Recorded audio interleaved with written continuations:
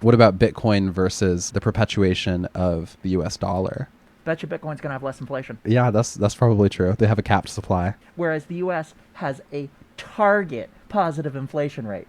Mm-hmm. Isn't that a funny idea? Oh, it's really interesting, yeah. And it's also really weird historically. Historically, we haven't really had positive inflation for the most part. It really surprised me to learn how recently our whole financial system shifted. Like, Bretton Woods. yeah, like I didn't realize that we could just like do that, you Well, know? who's we? Because, like, China invented paper money. They also invented hyperinflation. China invented hyperinflation. Well, yeah, it's what you do right after you invent paper money. Yeah, that does make sense. Like you can literally that's the start of when you can print money. Before that you couldn't print money. There was no money printer to go burr. Yeah. Yeah, that does make sense. Anyway, you're talking about stuff you recently learned about the modern fiat financial system. Okay, so tell me more of the stuff you learned. It's very interesting and important to understanding how the world works. Yeah, I mean my understanding is incredibly tenuous, but So's mine. My understanding of bond markets right now Yeah. is basically at the same level of your understanding of fiat currencies. Due to this book, which is The Complete Guide to Capital Markets for Quantitative Professionals. This book is awesome. You know, I used to work in public finance on the like legal side of things, where we're assisting financial institutions with the creation of bonds, and I still don't understand them. They make no sense to me. Let's back up. Go to fiat currencies. Fiat currency. First. Yeah, thank you. Let's start with the imaginary money. Just that money is only useful, is only something that you can use if people all agree to it, if it's legitimate. Hang on. For a long time, money was gold and silver One thing that's interesting to me is and cowrie shells. what are cowrie shells? Oh, yeah. I know what you mean. Cowrie shells have been used as money for so long that the Chinese radical for money, it's a cowrie shell. No way. Did they ever wear them? Like, were they also decorative pieces, or were they Yeah. only? Yeah. Use them as jewelry. Yeah. They look gorgeous. See, and that has to be the what it boils down to, is that these things implicitly have value to people. Even though, like, I think about gold now in terms of how it could be used in like electronics, but I suppose it's also something that people wear Yeah. as jewelry. Yeah, and you so, can use it in a gold-plated dome. yeah, and so its scarcity is what gives it value, well, why not Scarcity use is half of the equation. scarcity and usefulness, maybe. Yes. And the two of those together allow it to be a powerful signal for like wealth because of its scarcity, but also is something that people want to flaunt because it's also aesthetically pleasing. So that's why it's like a good currency. But now with No, there's other reasons gold is good currency too. First one is that it's extremely dense. It's got a lot of value per unit volume, which means it's easily transportable. Second one is, which you kind of already said with it's valuable. Next one is it is arbitrarily subdividable. oh yeah, you can make it as small as you want You can cut it within in half, reason. you cut it to 9 yeah, tenths. giant bars. Yeah. And another reason is that it is fungible. My uncle is scarce and valuable, but he doesn't function as a currency Yeah. because there's only one of him, and I Yeah. can't compare him to your uncle if we wanted to trade. Yeah, we can't we can't mint more of him off the press. Yeah, no, that's very true. And so paper money functions in a similar way to some of those. It's fungible. It's definitely maybe a little too fungible. It is subdividable in that you can print currencies that are of lesser or greater denominations. And also like easily transportable, kind of in a similar fashion. Very transportable. But the implicit value thing, that's the one that's a little strange, because aside from in Argentina, where I've seen people weave like baskets and decorative items out of their currency, which some of which actually look pretty good. So I'll give it to them there. But aside from making like something out of the currency itself, I don't really see many people like thinking or wanting a dollar or wanting $100 for its aesthetic value. This is a mistake. People often make the mistake of believing that a currency doesn't have implicit value, but it kind of does. So here's a question. Suppose you have a gold-backed currency where you can exchange $1 for one gold dollar. Mm-hmm. Technically, it doesn't have implicit value. It's a piece of paper. Right. But for all practical purpose, it is pegged to something with implicit value. Right. And therefore, you can say, for all practical purposes, it has implicit value. So a gold-backed dollar has implicit value. You know what the U.S. dollar is backed by? Threat of violence? Correct. The U.S. government's power of taxation. The right to work and own property and make purchases in the United States requires that you pay dollars to the U.S. government. And the ability to live and do business in this country, Mm-hmm. that's got implicit value. Heck, that's got more implicit value than gold. That actually... And in this sense, the U.S. dollar does have implicit value. The reason that it's not necessarily good as a store of value is... because it's extremely fungible. No, that's good. It's not good implicitly as a store of value. I would think that it's because we're continuing to make more. Exactly. I don't know if I had any misconceptions or other questions about that understanding. That seems to fit with a lot of the discussion that I've heard. I'd be surprised if you didn't have any misconceptions, but it sounds like you don't notice any of them right now. Yeah. Maybe if my understanding had to meet the road somewhere. Well, let's ask some questions. Yeah. So, Bretton Woods Agreement. Tell me about it. The only thing I understand, or think I understand, is that it's what got us off the gold standard. Is that right? Who's us? Us, U.S. Nope. Is it all of the Western world? Everyone except the U.S. Everyone except the U.S. So when did the U.S. get off the gold standard? Like the 80s or maybe 70s. So the Bretton Woods Agreement got everyone else off of the standard, but the U.S. had yet to do it? Or did the U.S. getting off the gold standard predate the Bretton Woods Agreement? No, the Bretton Woods was before then. Bretton Woods was right after World War II. Okay. So everyone else got off the standard before the United States then. Correct. Interesting. Do you know why? No, I don't. Well, okay, so you've got this thing that we've been using for over 1,000 years, Mm-hmm. where real currency is pegged to gold or silver. All right, and that's really good because it means that you never get hyperinflation. Right. As long as you have enough gold stored in the banks. Okay, so you've got a system that works really, really well, that is super robust. And then suddenly, at the end of World War II, everyone agrees that, well, what happens? You're the one who was reading about it. I mean, I was not reading about the Bretton Woods Agreement. I had heard that the Bretton Woods Agreement... Okay, I'm just going to give you an introduction to Money 101. Okay, hit me. Okay. Since time immemorial, money was gold and silver. And I'm just going to say gold. I mean gold and silver. How this came about, not important right now. Just this is... Think of your old D&D campaign. Mm-hmm. All right. Now, one of the things about gold and silver is that you got to carry it around. And so one thing that you can do is you can put gold in a bank, and I, as the bank, can give you a note saying this is redeemable for 1 pound of silver. Mm-hmm. And it doesn't usually start that way. It usually starts as like, we have a contract to arrange because you need to pay for delivery of goods in Milan, but take delivery in London. And I, as the Jew running the finance system, pay me money in one place, you can get it out somewhere else, and through that we can have a functioning intercity trade system. Sure. Because remember, this is before telephones. Mm-hmm. And one of the ways to do that is I write you a receipt saying I owe you this much money, you owe me this much money, yada yada.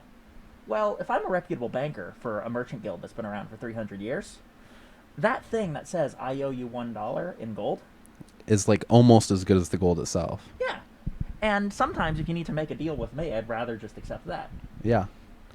And so that is how you get paper money. But now it gets tricky, because whenever you redeem that, I need to give you $1 gold. Right. But let's suppose I print 100 of those, and I've got 100 $100 sitting in my bank. Yeah, no problem. Yeah, everything's fine, right? Okay, but let's suppose I know you're not going to redeem it for 10 years. Well, I can take that 100 gold, invest it, and then right before you call coming from it, I take back my investment, I pay you, and now I've got an extra 10 gold. Yep, the beginning of, like, modern banking. The beginning of banking. Did we not?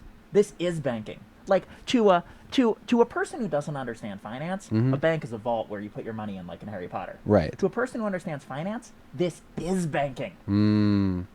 Yeah, it's kind of uncomfy, like, when you actually think about the idea. Well, what if I give you a 1% return? So instead of you paying 5% for me to store your money in a vault, I give you 1% for you to store your money in my vault. Yes. And in return, you can pull it out of any country anywhere in Europe.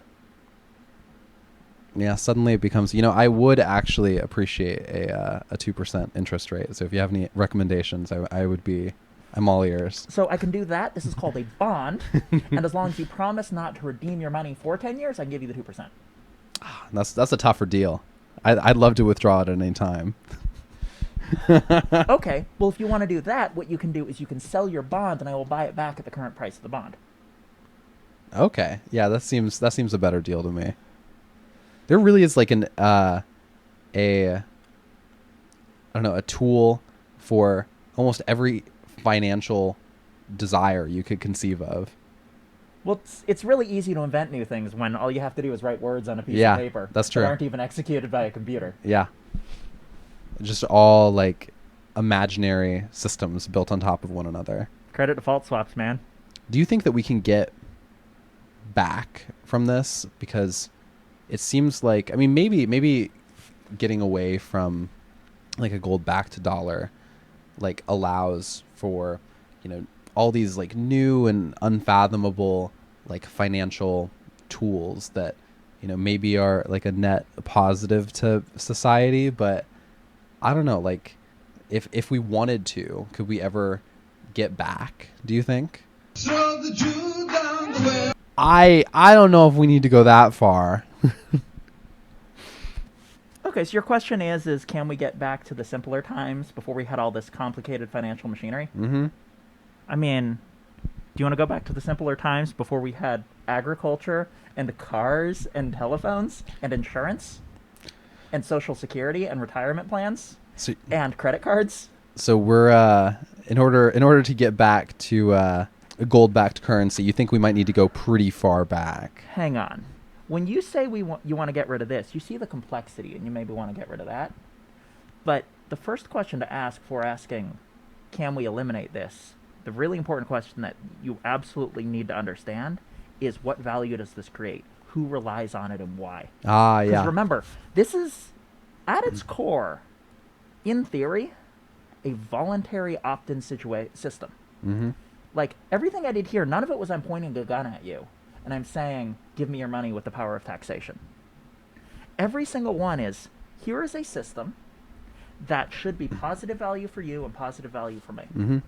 And do you want to willingly enter into these contracts? And if you ban a whole bunch of those, it means you're banning a whole bunch of exchanges that are positive value for both members. I think the only trouble with that analogy, though, or like that example, is that, isn't it a false choice? Like, do we have another system that we could opt into to conduct finance other than the one that we currently have? Like, well, why don't you just build it and let people opt in? I mean, yeah, that would be. And what happens is people do that, and then both of them exist, and then they integrate, and the whole system's even more complicated.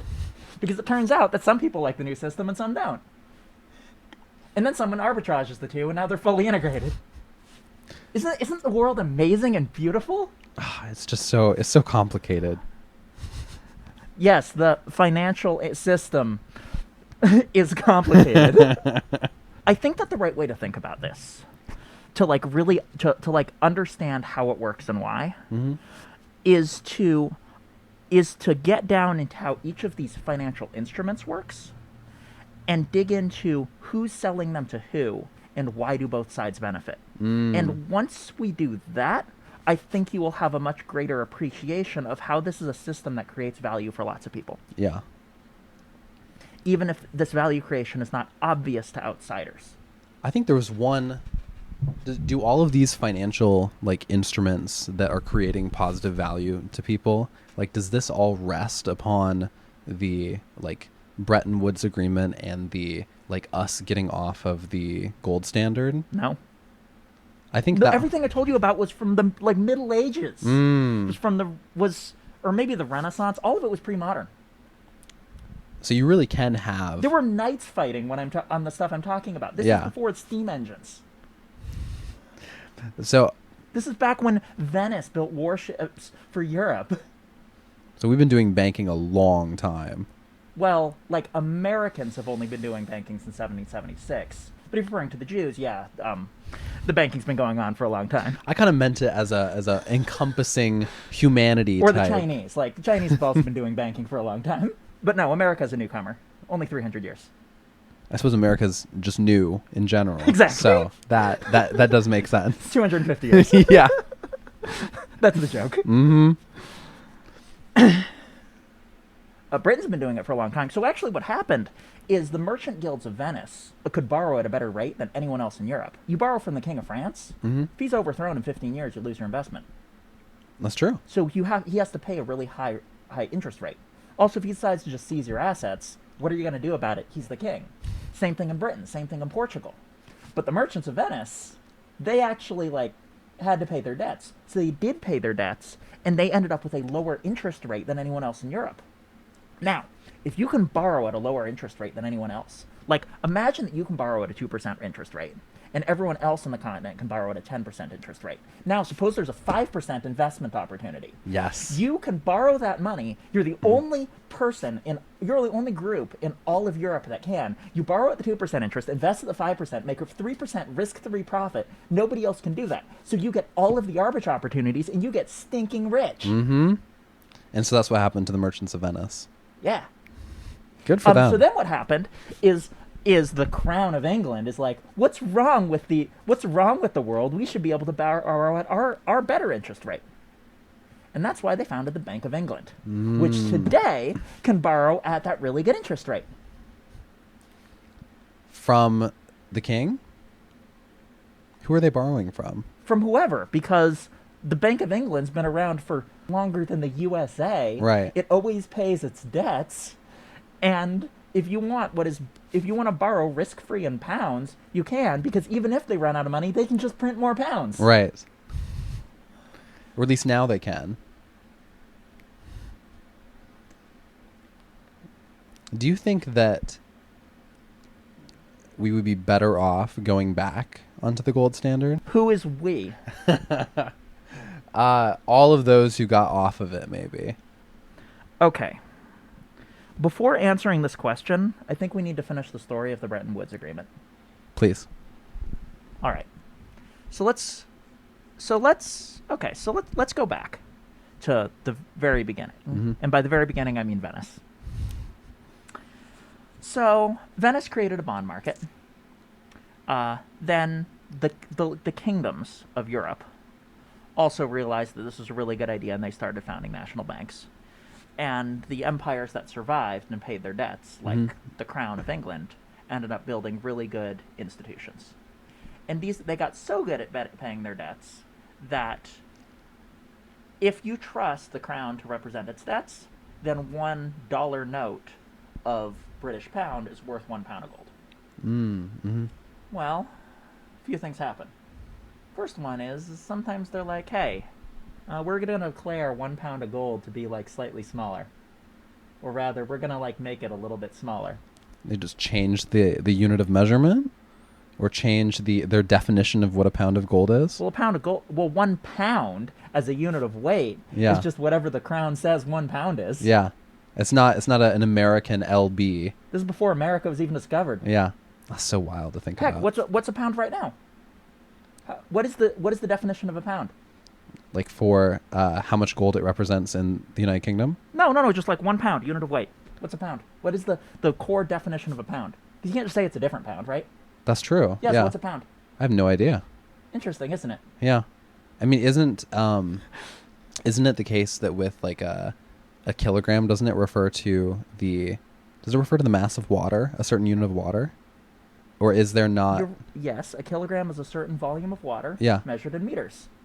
Okay, what's a meter? It's like what was it? 100 centimeters? Okay, sure. Then what's a centimeter? That's just like Yeah. Yeah, and then you just keep like drilling down until eventually you have to bootstrap something.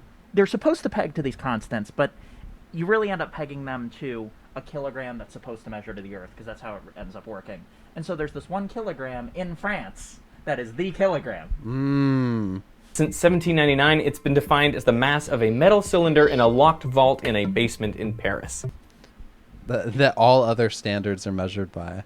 Yeah, until eventually... Over the last century, careful measurements of this international prototype kilogram and, in theory, identical national standards from around the world have shown that their masses are diverging. we switch them to a constant. Now what we do is we put the mass in and we get age out.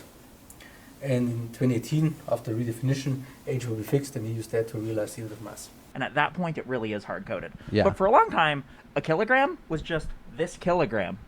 And I think they lost the meter or the yard and had to reconstruct it from the secondary ones at one point. Parliament burned down. They were trying to burn old records that were on wooden tally sticks, and the fire got out of control. All the standards for imperial units were also destroyed in that fire. The standard yard had been partly melted, which meant Britain didn't have any legal standard of measurement. Imagine that. Imagine losing the meter. Yeah, but the real thing, though, is what actually happened, though, is debasement.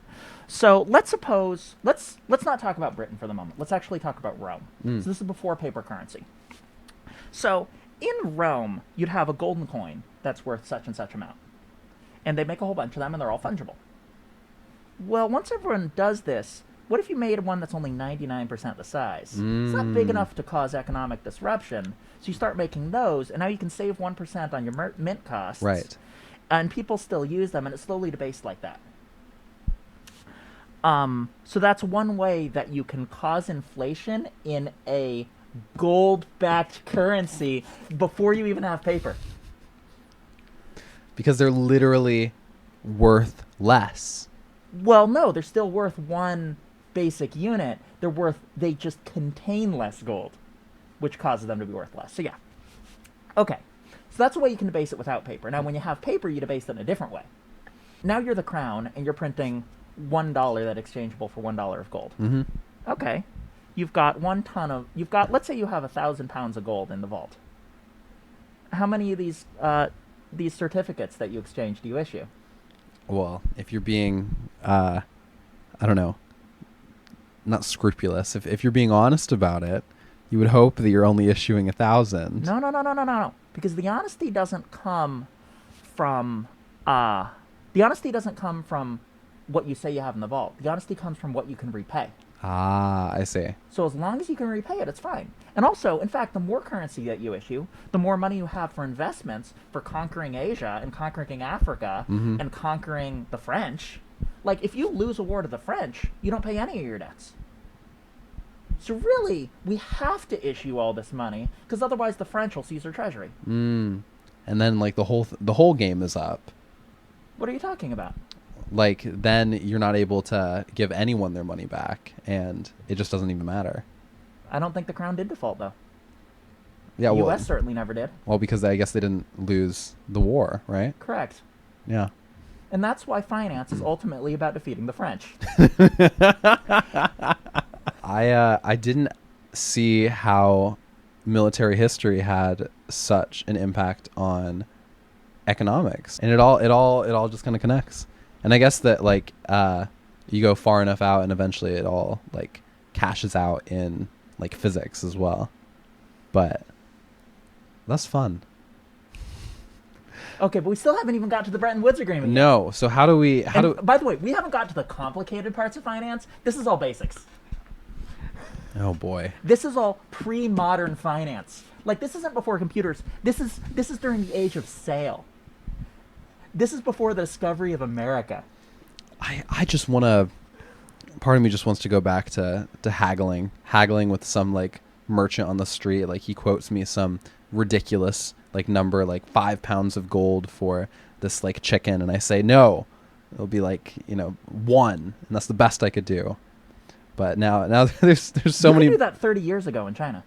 Really? Heck no, you could do that 20 years ago in China. Like my family did this to buy trinkets and stuff.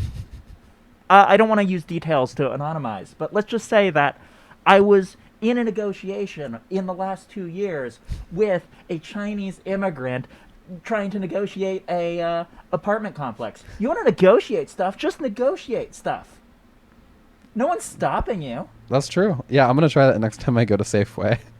Well, it doesn't work for Safeway, but The best I can do for this can of soup is $1 and no more. no, but like every most like venture capital, that's negotiated, that's haggled. Yeah, that's true.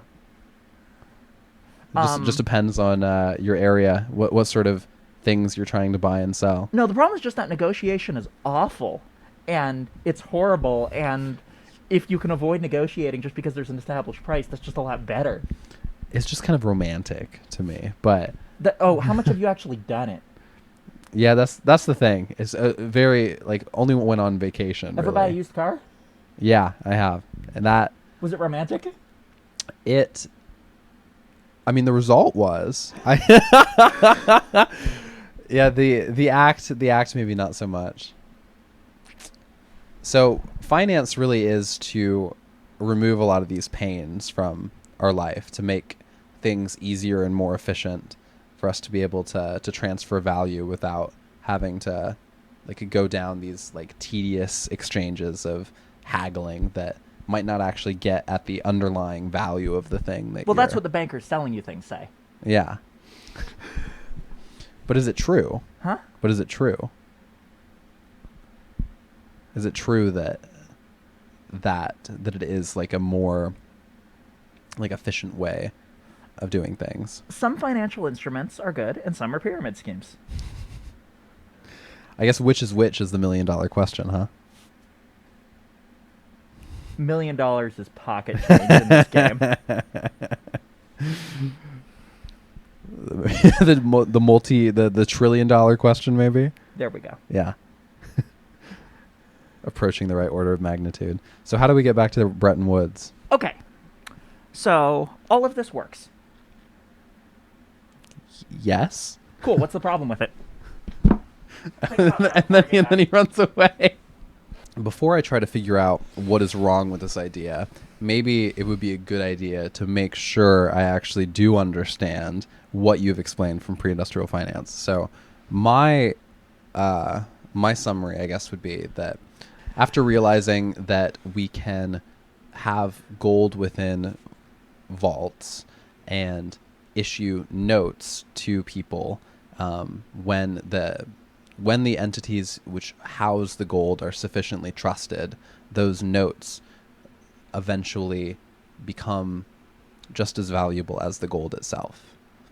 And from that is once everyone gets onto the same page that this note will be exchanged not just by your one trusted institution, but by any institution across whatever region you're conducting finance in, then like all of these notes just kind of become synonymous with the thing that they are backed by. And then we slowly distance ourselves from like the thing that it is backed by, and instead just kind of come to, use these notes which represent them. And then the next step after that is that you can then issue more notes than you necessarily have gold to back those notes for in the vault, because not everyone is going to be asking to redeem those notes like all at the same time, unless of course you have like a bank run where they do try to do exactly that. So I guess that would be one of the problems that I would point out with like the idea that you can issue more notes than gold that you have in your bank vaults to back it, is that you can have things like bank runs, but maybe that's not quite what you meant by what's the problem with this picture, because we're trying to get at why at the Bretton Woods agreement, which is them getting off of the gold standard in the first place. So maybe that is actually it. Maybe the reason that we got off of the gold standard to make it easier to to issue these things past the past what gold we have to back the currency. Exactly.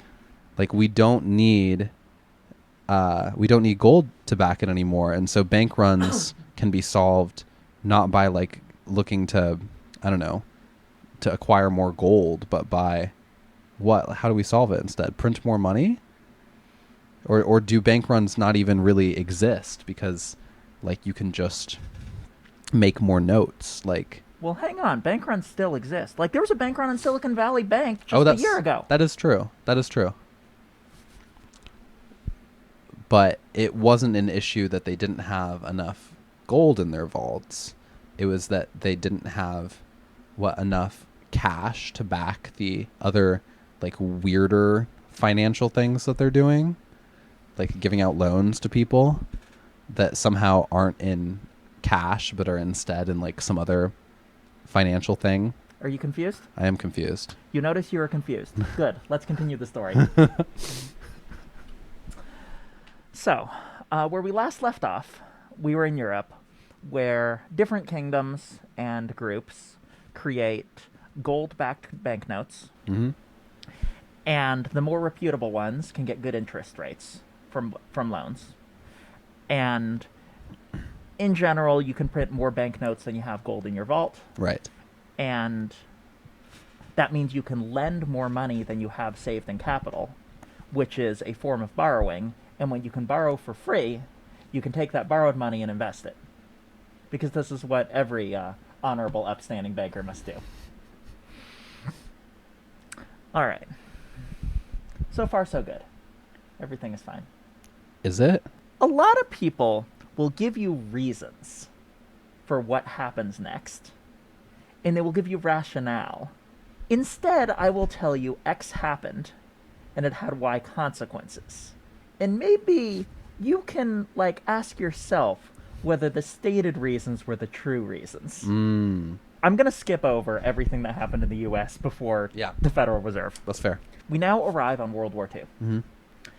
I often think of pre-World War II and post-World War II as just like two different phases of humanity. Kind of like pre- and post-internet. You think it was that much of a phase change? If you're looking at stuff like geopolitics and industrialization, yeah. Okay. Especially geopolitics. Yeah. And as you've probably noticed by now, all of this national banking stuff is kind of tied into geopolitics. All the major powers have their own national banks. Some of them more creditworthy than others. And currencies are backed in gold because obviously that is how you would make a currency. I'm going to give you the standard narrative. Okay. Hit me. Okay, two things happened. First one is World War II. Now, at the end of World War II, Europe was in ruins, and the United States had all the money. And by that I mean the United States had all the gold. While the United States was giving a whole bunch of tanks and airplanes to Russia and Britain and France and stuff, well, Russia and Britain, yes, the U.S. gave a lot away. It also asked for some pretty heavy debts. Just anything it could ask for. And when you're the crown, you just have to accept that because otherwise you've got Nazis landing on your shores. And there is no Britain anymore. So the U.S. is rich. No one else has any money. Well, how do you issue a currency if you don't have any gold? I guess, can you just rely on people not pulling their money out and continue to print more notes that you don't have like backing for? Would you deposit your money into that gold into that system? Yeah, I guess that's the thing, is that you still need legitimacy. You still need people to be believing in your system. Yeah, so here's the fundamental problem. The powers of Europe, led by the United States, wanted more money. And by that I don't mean they wanted more numbers. I mean they wanted more value of money, which you can't just get by printing. They wanted more value of money. Like if you've got $100, if you as a government print $100, and then you print another $100, the value drops by half, and you don't really have more money. Right. But if you have $100 backed by $100 in gold, and then you print another $100 backed by $100 in gold, now you have twice as much money. So when you print additional money and it is legitimately backed, it is credibly backed, you're actually increasing the monetary supply. Like you're increasing the value of the monetary supply rather than the nominal value. I think that makes sense. Like they just want more. Like that's what we mean when we say money. Like when people say they want more money, they mean they want more of the thing that allows them to like purchase. Want more purchasing power. Yeah, they want more purchasing power. Cool. So like Britain and France can't just print a whole bunch more money because they don't have gold. So what everyone agreed to at the barrel of the American gun, and by this I mean everyone being everyone west of West Berlin, said there isn't enough gold to go around. So what's going to happen? And America has it all, and America's not going to give it away. So America's going to back its currency in gold, and everyone else is going to back their currency in dollars. That's what the Bretton Woods Agreement That did. is what the Bretton Woods Agreement was. So when people... So the Bretton Woods Agreement was not the U.S. going off the gold standard at all. It's like everyone... It's kind of the opposite of that. It feels kind of like a house of cards. This is the first house of cards. Oh, no. Go on. So America's resting upon the gold standard, or was resting upon the gold standard. Everyone was resting on the gold standard. Everyone was This is resting on the only gold sane standard. Financial system you can Right. possibly have. Because it's an That actual... was a political commentary you're supposed to question. It's a tangible thing, but you can have other tangible things. Land, guns. Yeah. Or, just... Rice actually used to be what everything was backed in Japan. Oh, really? That makes sense. Or at least was the basic unit of value. But we're not getting into that right Anyway. now. We are focusing I'm focusing on the Bretton Woods Agreement Yeah. and the House of Cards. So we have, the the backing of the U.S. dollar, post or now post Bretton Woods, on gold, and then every other country that was part of the agreement. So a large swath of Europe, America's allies, are now then resting upon this other system, which is resting upon something else. So we have gone from one layer to two. What could possibly go wrong? I mean, we have a pretty solid base here at the bottom. Gold's, pretty good, seemingly. Yeah. As long as we don't rock the boat too much, we should be fine, right? We're 2 layers deep now, Yeah. post Bretton Woods. And everything is wonderful. Is it? Of course not. So But what? World War II just ended. Everything's relatively good. Everything is relatively good. People are no longer exploding nuclear weapons on civilian populations. We're blowing them up in the atmosphere. So now, Britain sends up their first satellite. Right after that, the United States does its first high-altitude nuclear detonation and destroys its allies' first satellite. Is that really what happened? The US military had decided to detonate an experimental 1.4 megaton nuclear weapon named Starfish Prime in the upper atmosphere as part of Project Fishbowl. The explosion, which happened on the other side of the planet to Ariel 1, sent a wave of additional radiation around the Earth that ultimately damaged some of the systems on board Ariel 1, particularly its solar panels, ultimately killing it and about 1/3 of the rest of the satellites in low Earth orbit at the time. No, Nuked by their ally. that is hilarious. Testing nukes in space. And also so tragic. Yeah, on the other hand, now we have a treaty against detonating nukes in space. So Yeah, I mean, that's a better world, right? yeah, I think that is a better world. We're layer 2 now. Cool. So now everything's fine. Major governments back their currency in dollars, and the dollar's backed in gold. Everything's fine. Everything's fine. Then the United States is like, you know what? Everyone trusts the dollar, right? And now one of the problems with this, of everything being backed in gold, is you can't expand or contract the monetary supply. Let's say $30 can buy a pair of shoes. China and Vietnam and Pakistan get really good at making shoes. And now we have twice as much shoes. And farmers get better at growing wheat. Now we have twice as much wheat. And automakers get better at making cars. Now we don't have twice as many cars, we've got twice as good cars. And while we're at it, property prices double. Because of course. Of course. As cars Now do. everything costs twice as many dollars. Wouldn't it be nice if we just had twice as much money so that the price of everything in dollars stayed stable and people could buy and sell things without thinking about currency fluctuations. Wouldn't it be nice if the price of goods was stable relative to the currency you're using, so you don't have to constantly change prices? Or rather, as the economy expands, wouldn't it be nice if the monetary supply is standard so you get stable prices? Because if you don't, if the economy is expanding and the monetary supply stays constant, then everyone wants to put their value in dollars, which means they want to not spend dollars, which means the economy stops expanding. So if you want an expanding economy, then you want a monetary supply to expand with the economy to keep the economy flowing and keep the economy expanding, because that's how we get more value. Okay, that makes sense. Like people, Well, does it? well, at least okay, let me see if I get this. So the ease with which we're making goods is getting easier. And so $1 where previously it might have bought you, one loaf of bread could now buy 2. Yeah. Because just it got easier. But because of that, people there's like an incentive to hold on to your money because it's going to increasing be value relative to the goods. So Yeah. you want to not buy goods. so it's going to be more valuable later. But you don't want people hoarding their money because then they're not spending it and participating in the economy. Yeah, then you don't get as much economic growth. So you need to do something to make the value of the currency continue to grow with like the ease with which things are being produced. Yeah, you want the monetary not make the value of the currency grow. You want to increase the monetary supply. Okay. Like almost decrease really effectively Yeah, you the value want of the inflation. currency. Yeah. Like the correct amount of non-zero or the correct amount of inflation in this sort of like idea is Yeah. non-zero. Yeah, you want inflation to be roughly on par with economic growth so that prices are stable and everyone keeps spending. Yeah, okay, that makes sense to me. I think. Okay. So now we have a problem. What's the problem? The US dollar, everything is backed by the US dollar, Right. and the US dollar is backed by gold. Oh, and actually, as one point of confusion that I noticed in my own head is when the U.S. and its Western allies transitioned from, or specifically its Western allies transitioned from being on the gold standard to being backed by the U.S. dollar, but they didn't have any gold. Does that mean that the U.S. just gave them a bunch of U.S. dollars to back their own currency? Marshall Plan. Marshall Plan? I don't know the details. But yes.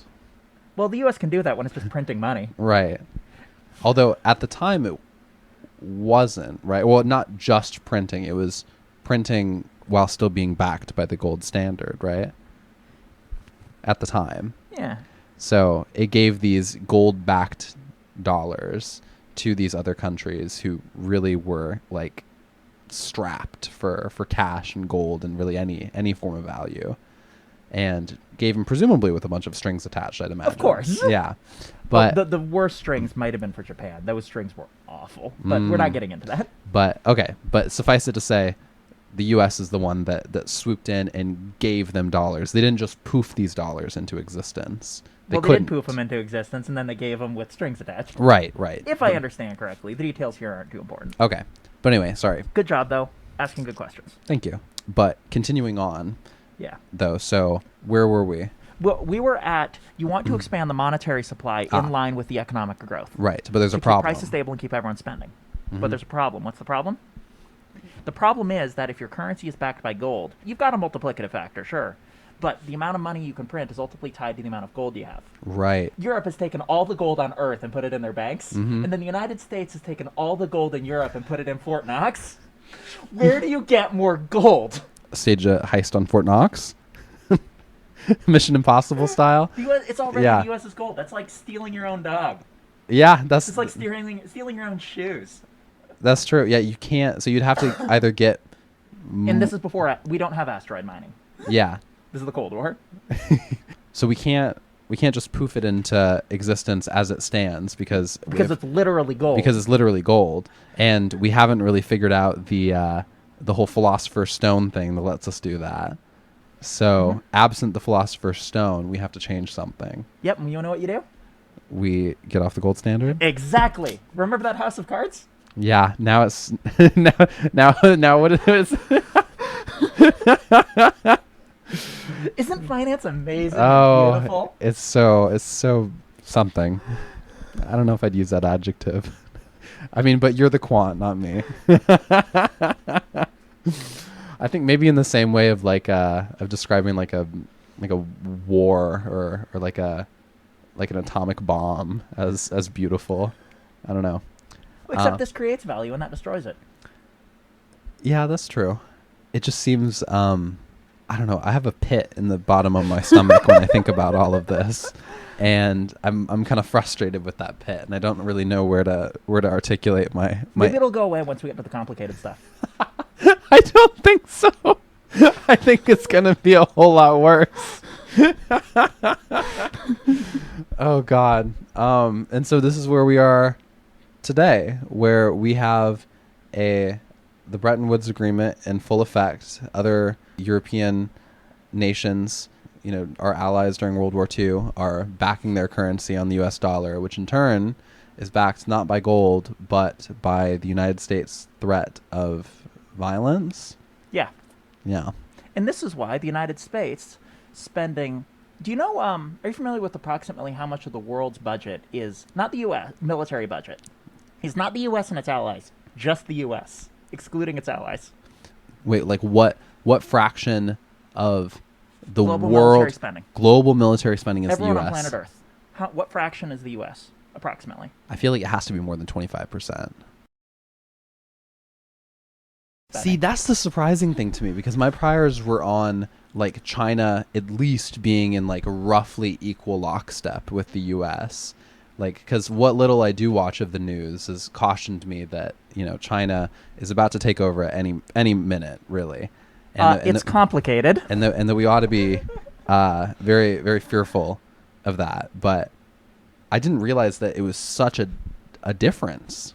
Well, it's complicated, and maybe another day we can clean up some of what might be misconceptions about geopolitics and military. Right now, we're just doing Finance 101, just how money works. Finance is what lives on top of all of that. And underneath. Oh, that's the pit of my stomach is acting up again. Oh, and we haven't even got to crypto. Okay, so you said like everyone's in the Bretton Woods, but everyone here is just like America's allies. Yes. So right now, the second biggest economy in the world, or maybe the biggest, depending how you count, is China, who wasn't really on good terms at the end of World War II with the United States. Mm-hmm. Yeah, that seems like a good way of putting it. Are you familiar with what happened? What, with China post World War II? America-Chinese relations right after World War II. Do you know what happened? Not specifically. So what happened is the United States was backing the Kuomintang in this giant civil war with the Chinese Communist Party. We were on the side of the Kuomintang. And then right after World War II, there was a civil war between these two factions. One of the bloodiest wars in all of history. The bloodiest wars of all of history. Oh, so like about over half of the bloodiest wars in all of history are Chinese civil wars. That's so interesting. And so part of the reason why World War II is the bloodiest war of all history is because it included a Chinese civil war. Like, the Chinese were fighting a civil war, and then World War II happened, and the Japanese invaded, and then America kicked the Japanese out, and then they went back to their civil war. And the American-backed evil dictatorship fell to the communists. See, that's so interesting, because my conception of, like, World War II is almost, like, limited to, like, when you said... U.S.-China relations, I just thought about like the American internment of like the Japanese who were the Chinese enemy. Well, just of Asian Americans in general. I don't know how discriminating. Hang on. The American internment was of the Japanese. Did we not intern Chinese at all? It was supposed to be the Japanese. Right. But remember, the Chinese and the Japanese were enemies fighting an existential war. The Chinese were America's allies to fight the Japanese. So ostensibly, despite like the anti-Asian sentiment that America may have suffered like during World War II, we were Who's we? The United States specifically was supposed to be like feeling very like positively and in support of like China. Well, which factions? The Kuomintang or the CCP? I don't know. That was never covered in my high school textbooks. Because remember, these two guys are fighting a civil war against each other. Right. They're trying to kill each other. So which side of that are we on? Which side were we on? The Kuomintang. Okay. Yeah, there's a whole swath, I think, of like history here that I'm like utterly missing. Yeah, most of it. Yeah. That's so interesting to me. Okay. So, okay, we can talk about the Civil War another day. Yeah. But the important thing is that the faction the United States was backing lost. And the faction that the United States wasn't backing was a communist state. Oh, and the end of World War II was the beginning of the Cold War. Mm-hmm. So let's just say that China wasn't a member of the Bretton Woods Agreement. The Yeah. U.S.-led Bretton Woods Agreement, where the U.S. funded all of its allies. But interestingly, would have been if the U.S.-backed faction won, right? That sounds about right. Or might have been, which is kind of interesting. And in that case, would China not be like communist? Well, the Republic of China isn't communist. Would they not have? How? Help me out here. So the Republic of China refers to the Kuomintang's country. Mm. They didn't lose all of their territory. They only lost most of it. Okay. And the holdouts now live in Taiwan. Oh, that's Which is why the Taiwan is called the Republic of China. And the mainland is called the People's Republic of China. that actually makes so much sense. And this is where the scissor statement, "Is Taiwan part of China?" comes from. Yeah, it wouldn't have worked on me before, but now I can see why it's my favorite thing about scissor statements is how slippery they are. That like in order to actually like answer them, like it's not just like you can give a yes or a no, but the yes or a no like points to such a broader like thing here. Where are we? Oh, right, Bretton Woods Agreement. The important thing is that that the People's Republic of China was not part of the Bretton Woods Agreement. Yes. So, if all of our currencies are backed by U.S. dollars under the Bretton Woods Agreement, and the second biggest economy in the world is China, which uses the yuan, what's that backed by? Yeah, what was it backed by before? Gold, presumably, unless it was the shells that you were referring to before. China is a communist country, and we don't need money. Everyone knows what to do, and everything is collectively ownership. We have abolished this evil capitalist system of globalized finance. And that's why there's no capital. I notice I'm confused. The end. You now know everything there is to know about how money works. Cut.